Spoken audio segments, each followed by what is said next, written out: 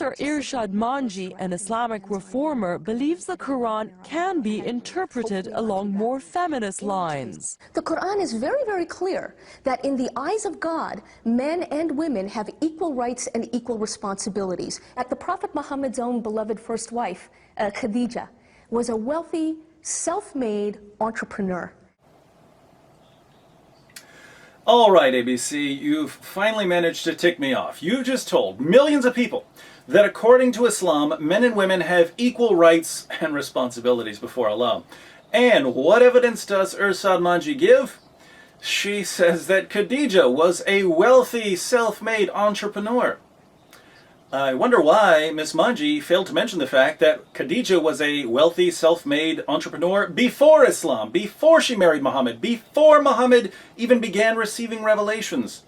In other words, if Khadija's social status is evidence of equality between men and women, it would be evidence of equality between men and women in pagan Mecca, before the rise of Islam. But ABC News doesn't tell us any of that. All we get is the misrepresentation. So, why would ABC tell us that men and women are equal in Islam? I suspect it's because they know most people don't have the resources or the time to carefully examine what we see on the news. But I do. Let's take a look at what Islam really teaches about men and women. Surah 4:34 is always a good place to start. Men are in charge of women. Why? Because Allah hath made the one of them to excel the other. By nature, men excel women. And because they spend of their property for the support of women. So good women are the obedient, guarding in secret that which Allah hath guarded.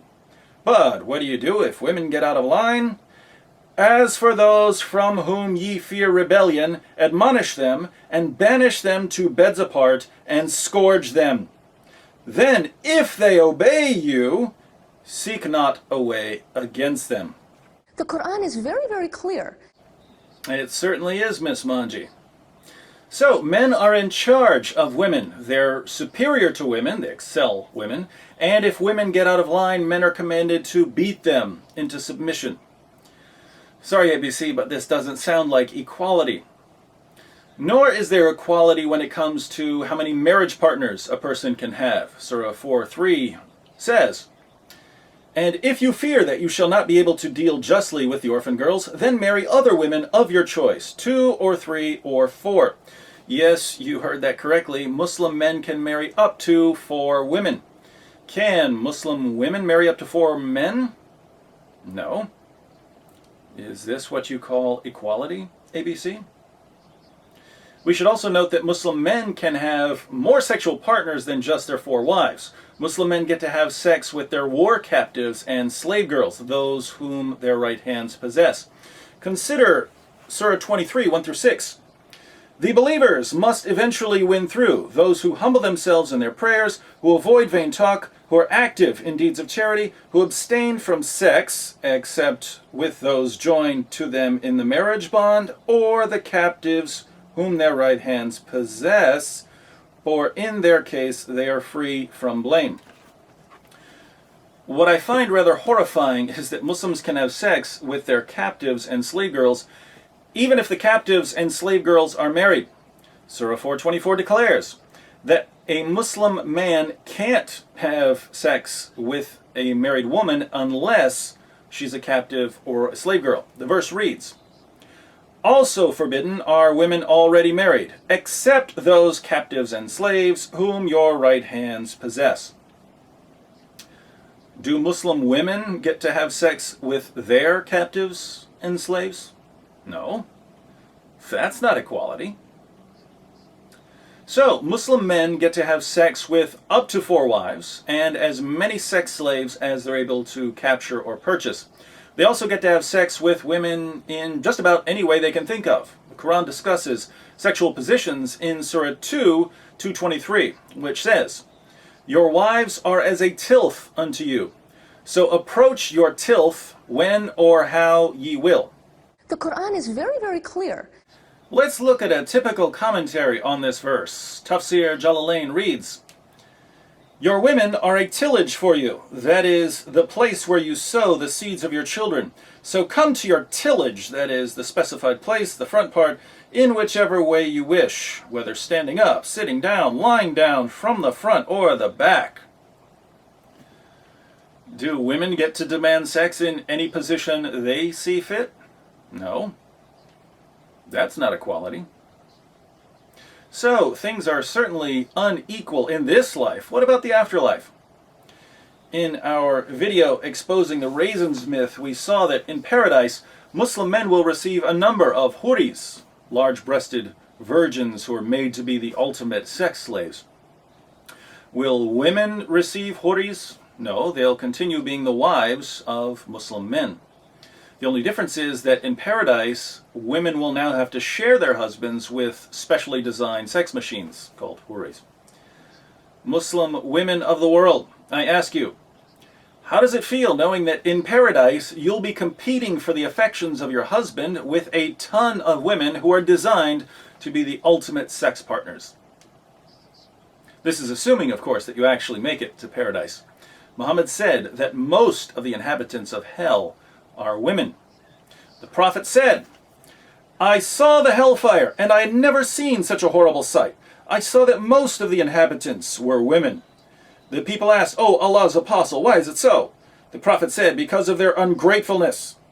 It was asked whether they are ungrateful to Allah. The Prophet said, they are ungrateful to their companions of life, husbands, and ungrateful to good deeds. So, according to Muhammad, most of the inhabitants of hell are women. The women are in hell because they're ungrateful to their husbands and because they don't perform enough good deeds.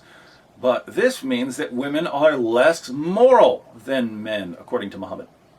They're also less intelligent. In Surah 2, 282, the Quran discusses contracts, and we find that the testimony of a woman is worth half the testimony of a man. It says, and get 2 witnesses out of your own men. And if there are not 2 men available, then a man and 2 women, such as you agree for witnesses, so that if one of them, one of the 2 women, errs, the other can remind her. The Quran is very, very clear.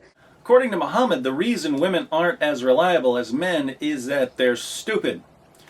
The Prophet said, isn't the witness of a woman equal to half of that of a man? The women said, yes. He said, this is because of the deficiency of her mind. Let's read a final passage that combines the lack of intelligence and the lack of good morals aspects of women. Muhammad said, O womenfolk, you should give charity and ask much forgiveness, for I saw you in bulk amongst the dwellers of hell. A wise lady among them said, why is it, Messenger of Allah, that our folk are in bulk in hell?